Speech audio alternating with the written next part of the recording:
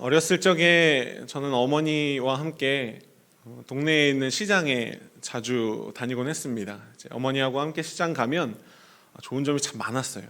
맛있는 것도 물론 먹을 수 있고요. 제가 필요한 거 있으면 이렇게 사달라고 떼쓸 수도 있고 여러 가지로 참 좋은 점들이 많았는데, 근데 어머니하고 시장을 가면 제가 딱 한 가지 좀 피하고 싶은 순간이 있었습니다. 물건 값을 낼 때였습니다. 네. 저희 어머니는 물건 이렇게 살 걸 고르고 나면 이제 사장님하고 그때부터 이제 실갱이를 하시기 시작합니다. 너무 비싼 거 아니야? 조금만 깎아줘요. 네. 그런 얘기를 늘 하셨는데, 어떻게든 제값 다 받으려고 하는 사람과 어떻게든 깎아보려고 하는 사람의 그 치열한 싸움을 저는 옆에서 늘 지켜봐야 했기 때문에 힘이 들었습니다. 그래서 어떨 때는 그 싸움이 너무 길어지면 한 2발 정도 떨어져서 이렇게 같이 안 온 척을 좀 해야 할 때도, 그런 때도 있었습니다. 그래도 시장에서는 그럴 수 있겠다라고 이렇게 좀 이해를 하는데, 근데 한 번은 백화점에 갔는데 거기서도 물건 값을 깎으려고 하시더라고요. 물론 실패했습니다. 그러나 서비스로 주는 물품을 그냥 왕창 챙겨 오시는 거를 보면서, 와, 우리 엄마지만 대단하다 정말, 제가 그런 생각을 어렸을 때 했습니다. 그때는 그 모습이 좀 잘 이해 안 될 때가 있었어요.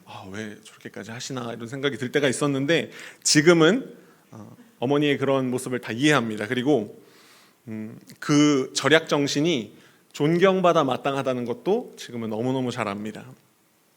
아마 대한민국 사람 중에 어렸을 때부터 아끼자, 절약하자 이런 얘기 한 번도 못 들어보고 자란 사람은 단 한 명도 없을 겁니다. 다 들어보셨을 거예요.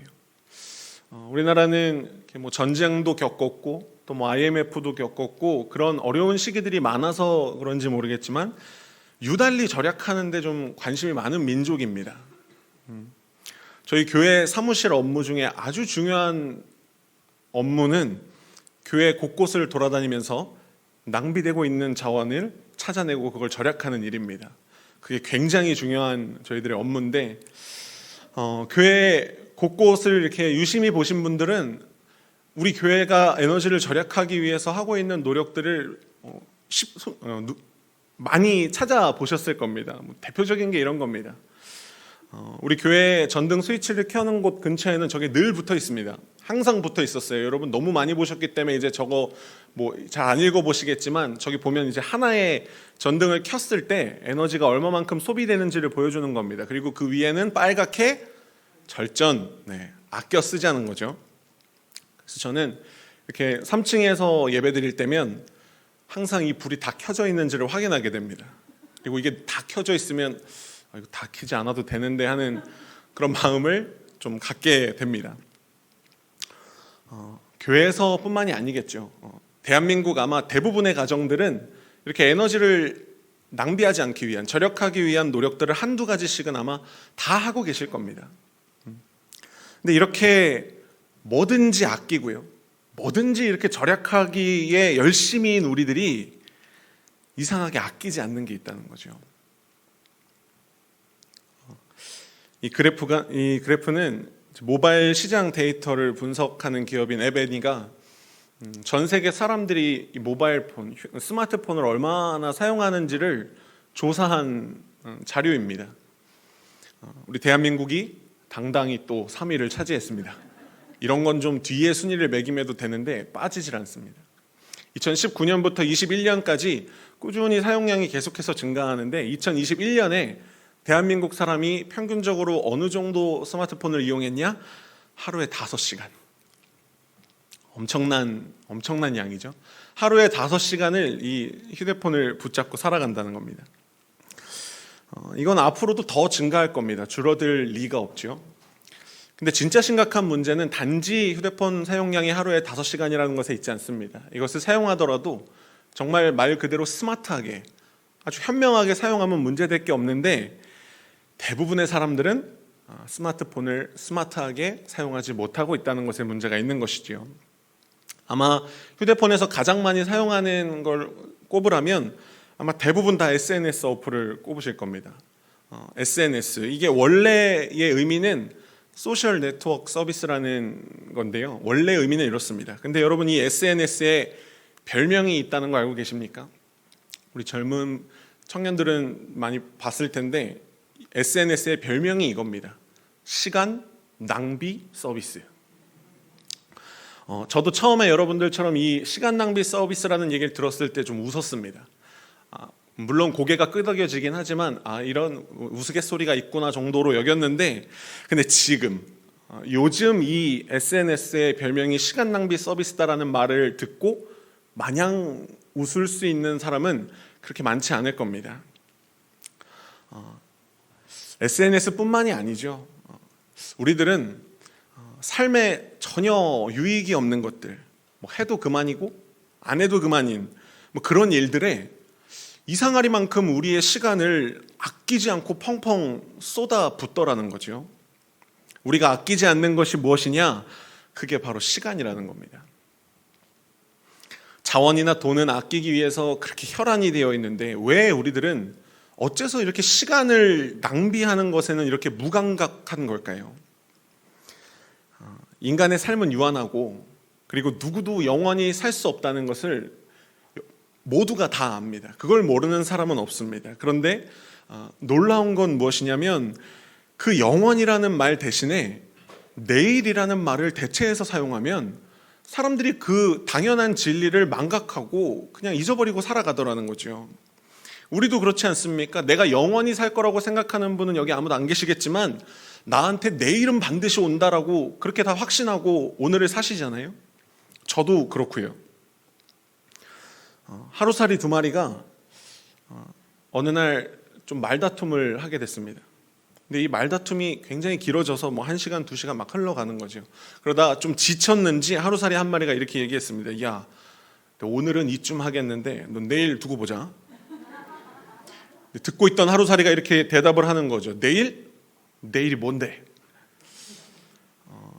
하루밖에 살지 못하면서요, 내일이 있을 거라고 그렇게 하루살이는 착각을 한 거죠. 자기한테 단 하루 주어진 그 시간을 그냥 말싸움 하느냐고 흘려보낸 겁니다.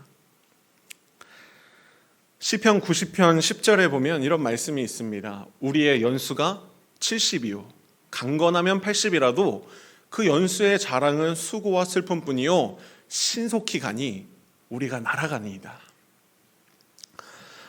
이 시편이 쓰여지던 구약 시대에 비해서 지금은 기대 수명이 많이 늘어났죠. 한 100세 시대라고 얘기를 하는데, 근데 하나 분명한 건 무엇이냐면 그것보다 기대 수명이 더 많이 훨씬 더 증가한다고 하더라도 변하지 않는 것이 있는데 인생은 신속히 간다라고 하는 것입니다. 오죽하면 우리들은 인생을 비유할 때, 이 인생의 시간의 흐름을 비유할 때 쏜살 같다라는 말을 합니다. 활이 이 시위를 떠나서 관역에 꽂히는 순간까지 잠시도 지체하지 않고 날아가는 것처럼 우리 인생이 그렇게 간다는 거죠. 시간이 이렇게 빠르기 때문에 오늘 우리들이 읽은 말씀에서 바울은 우리에게 뭐라고 강권하느냐 이렇게 얘기하는 겁니다. 에베소서 5장 16절 말씀이죠. 세월을 아끼라 때가 악하니라. 때가 악하니 세월을 좀 아끼라는 겁니다. 과거에도 그랬지만요, 바울이 이 말씀을 쓰던 그 당시에도 물론 그랬겠지만 요즘은 전에 없던 것들이 너무나 많이 생겼습니다. 그리고 그 모든 것들이 우리에게서 세월을 뺏어가려고 강하게 유혹합니다. 여기 계신 대부분 분들이 다 저보다 나이가 많으신 분들인데 제가 옛날 이야기를 하게 돼서 죄송하지만 저 어렸을 때만 해도요, 밖에서 막 신나게 놀다가도 해질 때쯤 되면 해가 이렇게 뉘엿뉘엿 넘어가면 다 집으로 다 돌아갔습니다. 더 할 것도 없거니와 이제 집에 가서 온 가족이 다 함께 저녁 식사하고요. 그리고 밥 먹고 나면 학교에서 내준 숙제도 하고 일기도 쓰고 다음날 학교 갈 준비도 하고 그러다가 9시나 늦어도 10시? 그때쯤에 이제 잠자리에 드는 거죠. 혹시라도 그때까지 안 자고 좀 깨어 있으면 어김없이 부모님한테 핀잔을 들었습니다. 이 늦은 시간까지 안 자고 뭐 하는 거냐고. 근데 요즘 학생들에게는 늦은 시간이라는 개념이 사라졌습니다. 어른도 마찬가지입니다. 스마트폰 하나 들고 있으면 한밤 정도 대낮하고 다를 게 없습니다. 여전히 게임 가능하고요, 사람들하고 소통할 수 있고요. 뭐든지 다 할 수 있죠. 아마 경험들이 있으실 겁니다. 저녁 식사하고 나서 잠깐 휴대폰 좀 들여다봐야지, 혹은 뭐 잠자리에 들기 전에 잠깐 좀 뭐 볼 거 있나 찾아보면서 유튜브 보다가 한두 시간 그냥 훅 지나가는 그런 경험들 다 해보셨을 겁니다. 전에 없던 많은 것들이 지금은 생겨나서요, 너무너무 쉽게 접근이 가능하고, 그리고 우리들이 정신 차릴 틈도 주지 않고 막 눈과 귀를 홀리면서 우리에게 쾌락을 주는 것들이 주위에 너무 많은 거죠. 우리들이 지금 예배 중이지만요, 지금도 우리는 눈을 조금만 돌리고 손가락을 조금만 까딱까딱하면 얼마든지 그 유혹에 빠질 수가 있습니다. 지금 이 순간에도요. 이렇게 시대의 강한 유혹 앞에서, 이렇게 유혹이 강력한데 우리 그리스도인들이 과연 이 유혹을 어떻게 대처하며 살아가야 하겠냐는 겁니다. 바울은 이 악한 시대 속에서 세월을 아끼는 지혜로운 그리스도인이 될 수 있는 비결에 대해서 오늘 말씀 통해 두 가지를 이야기하고 있습니다. 첫 번째는 어떻게 행할지를 자세히 주의하여 살피라는 겁니다. 오늘 말씀 15절 말씀인데 이 말씀 같이 함께 읽겠습니다. 그런즉 너희가 어떻게 행할지를 자세히 주의하여 지혜 없는 자 같이 말고 오직 지혜 있는 자 같이 하여. 아멘. 세월을 아끼는 지혜로운 그리스도인이 되기 위해 가장 먼저 해야 할 일은요, 내가 지금 어떻게 살고 있는지, 그리고 어떻게 살아가야 하는지를 자세히 주의하여 살피는 것입니다. 바울이 이걸 얼마나 강조하고 있는지 이 말씀 안에서 혹시 느껴지십니까?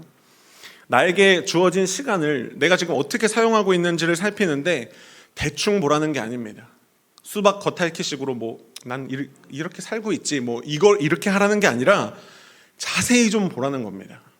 세밀하게 면밀히 보라는 거예요. 근데 그것으로도 모자라서 그렇게 볼 때 정신을 바짝 차리고 주의하여 보라는 겁니다. 주의하여서. 현대인들이 입에 달고 사는 말이 있습니다. 시간 없다. 난 시간 없어. 다음에 해. 못해. 나 시간 없어. 근데 여러분, 진짜로 한번 솔직하게 생각해 보자는 겁니다. 정말 시간이 없는 걸까요? 지나온 한 주를 한번 여러분 자세히 주의하여 떠올려 보십시오. 아침에 눈을 떠서 밤에 눈을 감는 그 순간까지 진짜로 내가 가치 있고 정말로 꼭 필요한 일을 위해 보낸 시간은 얼만큼 되십니까? 혹시 우리가 그냥 너무 아무 생각 없이 시간이 없다라고 그렇게 말하면서 사는 이유가 주의하여 살피지 않고 그냥 되는 대로 살았기 때문에 그런 건 아닐까요? 스콧 니어링이라고 하는 경제학자가 이런 말을 했습니다. 생각하며 살지 않으면 사는 대로 생각하게 된다. 생각하고 살지 않으면 사는 대로 생각하게 된다. 정말 의미심장한 말이지 않습니까? 우리들이 정말 예수 그리스도 믿는 그리스도인이다, 나는 그리스도인이다라고 하는 그 생각을 마음 깊이 새기고 살길 원합니다. 그렇게 할 때, 그렇게 하면서 어떻게 행할지를 주의할 때 우리들은 세월을 아끼는 지혜로운 그리스도인이 되는 첫 발을 무사히 내딛게 되는 줄로 믿습니다. 세월을 아끼는 두 번째 비결에 대해서 바울이 뭐라고 이야기를 하냐면요, 주님의 뜻을 이해하고 그 뜻을 내 삶의 기준으로 삼으라고 바울은 이야기합니다. 오늘 말씀 17절 같이 함께 읽겠습니다. 그러므로 어리석은 자가 되지 말고 주의 뜻이 무엇인지 이해하라. 아멘. 세상에서 소위 성공했다라고 말하는 사람들은 다 바울이 이야기하는 첫 번째로 말씀드린 그 비결을 다 아는 사람들입니다. 어떻게 행할지 자세히 주의하여 자기 삶을 계획하고 하루하루 열심히 사는 사람들이지요. 그런데 참 죄송한 말씀이지만 아무리 우리들이 철저하게 계획을 세우고 하루하루를 살아간다고 할지라도요, 그 인생에 주님이 계시지 않으면, 주님이 없으면 인생의 끝은 허무일 수밖에 없습니다. 거북이는 느려도 행복하다라는 책이 있는데 거기 보면 이런 내용이 있습니다. 오늘날 토끼 같은 청년들이 얼마나 많은가. 그들은 이리 뛰고 저리 뛰고 열심히 무언가를 위해 달리지만 자신이 어디로 가고 있는지에 대한 방향을 잃어버렸다. 비전이 없다는 것은 목적지를 알지 못하고 태평양 한가운데서 그저 노를 젓고 있는 모습과도 같다. 많은 사람들이 죽을 힘을 다해 노를 저으며 살아갑니다. 그런데 어디로 가기 위해 노를 젓는지, 무엇을 위해 지금 내가 노를 젓고 있는지 모르는 사람이 의외로 많습니다. 이런 사람들은 시간이 지나고 난 다음에 자기 삶을 돌아봤을 때 이렇게 생각합니다. 나는 열심히 노를 저었으니까, 정말 쉴 새 없이 노를 저었으니까 꽤나 나는 멀리 왔겠지. 그런데 실상은 태평양 한가운데서 방향 없이 이리저리 왔다 갔다 했을 뿐입니다. 돌아보면 제자리라는 것이지요. 왜요? 방향이 없기 때문입니다. 주님 없는 인생이 우리에게 그와 같다는 것입니다.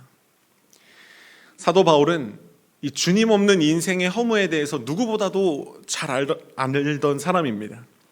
과거에 바울이 사울이던 시절에 그가 얼마나 하루하루를 열심히 살았는지, 그 대단한 스펙들을 쌓기 위해서 정말 얼마나 충실히 살았는지 모릅니다. 그런데 그런 사울이 바울이 된 이후에, 예수님을 인격적으로 만난 이후에 자기 삶을, 사울이었었던 때의 자기 삶을 후회하면서 빌립보서에서 뭐라고 얘기를 하냐면, 내가 그 사울 시절에 얻었던 모든 것들을 이제는 배설물로 여긴다는 겁니다. 아니, 그렇게 수고해서 얻은 것을 왜 배설물로 여깁니까? 얼마나 바울이 그것을 얻기 위해 열심히 살았는데요. 아무리 열심히 살아도요, 아무리 정말 최선을 다해 하루하루를 살았어도 내 삶에 주님 계시지 않으면 인생의 모든 것이 헛되다는 것을 그가 절실히 깨달았기 때문에 한 고백입니다. 세월을 아끼라는 진정한 그 말의 의미는 결국 무엇이냐? 딴 게 아니라 주님의 뜻을 이해하고 그 뜻으로 자기 삶을 채우라는 것입니다. 예수님께서 마태복음에서 우리를 향한 주님의 뜻이 무엇인지를 분명하게 보여주셨습니다. 마태복음 22장 37절에서 40절인데요. 예수께서 이르시되 내 마음을 다하고 목숨을 다하고 뜻을 다하여 주 너의 하나님을 사랑하라 하셨으니 이것이 크고 첫째 되는 계명이요 둘째도 그와 같으니 내 이웃을 내 자신같이 사랑하라 하셨으니 이 두 계명이 온 율법과 선지자의 강령이니라. 아멘. 우리 삶이 주님이 말씀하신 이 하나님 사랑과 이웃 사랑으로 가득 채워질 때 우리들은 세월을 아끼는 지혜로운 그리스도인이 된다고 하는 것입니다. 지난 10월 5일에 저는 제 인생에 당연히 내일이 있을 것이라는 그 착각이 완전히 깨지는 하나의 경험을 하게 됐습니다. 언젠가 제가 이 자리에서 저의 친구 목사님께, 항암 투병 중인 친구 목사님께 새벽 말씀 보내고 있다고 이야기를 한 적이 있는데요. 그 친구 목사님의 장례식에 지난 10월 5일 저는 다녀오게 됐습니다. 몇 년을 한 집에서 같이 살면서 같이 먹고 같이 예배하고 같이 공부하고 정말 말 그대로 함께 웃고 함께 울었던 그 사랑하는 친구 목사님이 하나님의 품에 안겼다는 그 소식은 저에게 너무나 큰 충격이었습니다. 처음엔 그 소식이 정말 믿어지지가 않았습니다. 그런데 인천에 조문을 가서 그 영정사진 앞에 서니까 그 사모님을 뵈니까 그때서야 실감이 나더라고요. 근데 뭐라고 위로의 말을 해야 될지가 생각이 나지 않는 겁니다. 그래서 그냥 아무 말도 하지 못하고 많이 울다가 돌아오게 됐습니다. 그리고 돌아오는 차 안에서 인천에서 청주로 돌아오는 한 2시간 반, 그 남짓한 시간 동안에 저는 정말 많은 생각을 했습니다. 처음에는 좀 원망하는 마음이 들었습니다. 하나님 왜 이렇게 빨리 데려가셨나요? 목사님인데 좀 시간을 더 주셨어도 되지 않을까요? 근데 그 원망스러운 마음이 이렇게 한 차례 지나가고 나니까 하나님이 제 마음을 이렇게 토닥여 주시면서 오늘 이 본문의 말씀이 떠오르게 해주시더라고요. 세월을 아끼라. 때가 악하니라. 나에게 내일의 삶이 있을 것이라는 보장은 어디에도 없습니다. 그렇기 때문에 우리들은 오늘 지금 이 순간에 후회 없는 삶이 되기 위해서 우리 삶을 주님의 뜻으로 채워가며 살아야 한다는 겁니다. 말씀을 준비하고 그 목사님을 떠올리면서 저 스스로에게 이렇게 질문을 해보게 됐습니다. 나는 오늘 저 목사님이 누리지 못한 하루를 지금 살아가고 있는데 과연 내 삶에는 주님의 뜻이 얼마나 이루어지고 있는가? 혹시 여러분은 어떠십니까? 누군가 병석에 누워서 간절히 바랬던 내일이 오늘 바로 우리들이 살아가고 있는 오늘인데 지금 우리들은 이 하루를 누릴 자격이 과연 충분히 우리에게 있는 것일까요? 누가복음 16장에 보면 포도원에 심긴 무화과 비유가 나옵니다. 무화과는 본래 들판 아무 곳에서나 그냥 심겨 자라는 그런 나무입니다. 그런데 그 무가치한 무화과를 아주 기름진, 너무나 기름진 포도원에 심었다는 겁니다. 호사를 누린 거죠, 무화과가. 그런데 3년 동안 그 기름진 포도원에 심겨져 있었음에도 불구하고 무화과에게 아무 열매가 없는 겁니다. 주인이 화가 났습니다. 그래서 포도원 지기에게 얘기합니다. 찍어버려라. 무화과 나무 저거 찍어버려라. 그때 포도원 지기가 주인에게 뭐라고 이야기합니까? 주인이여, 내가 두루 파고 거름을 주겠사오니 금년에도 그대로 두소서. 내가 두루 파고 거름 주겠습니다. 참아 주옵소서. 우리들이 오늘을 허락받은 이유는요, 내가 열매 많은 무화과여서가 아닙니다. 우린 다 열매 없는 무화과 나무 같은 사람들인데, 정말 자격 없는 사람들인데 예수님이 그런 우리를 위해 오늘도 변호하고 계시는 겁니다. 내가 파고 두루 걸음을 주겠습니다.